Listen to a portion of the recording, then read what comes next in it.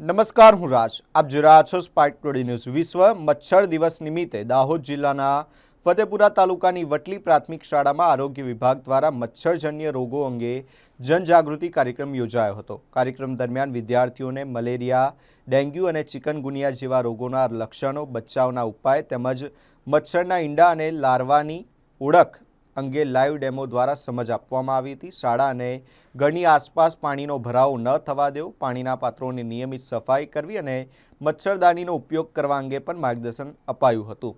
સાથે તાવ આવે ત્યારે જાતે દવા ન લેતા નજીકના સરકારી આરોગ્ય કેન્દ્ર ખાતે તપાસ કરવા આરોગ્ય વિભાગ દ્વારા અપીલ કરવામાં આવી હતી. મુખ્ય જિલ્લા આરોગ્ય અધિકારી ડૉક્ટર ઉદય ટીલાવતના સૂચન તેમજ જિલ્લા મલેરિયા અધિકારી ડૉક્ટર અતીત ડામોર અને તાલુકા આરોગ્ય અધિકારી ડૉક્ટર સુરેશ વી અમલીયાળના માર્ગદર્શન હેઠળ કર્મચારી રાજુભાઈ પ્રજાપતિ અને MTS અશોકભાઈ તાવિયાડ દ્વારા સમગ્ર કાર્યક્રમનું આયોજન કરવામાં આવ્યું હતું.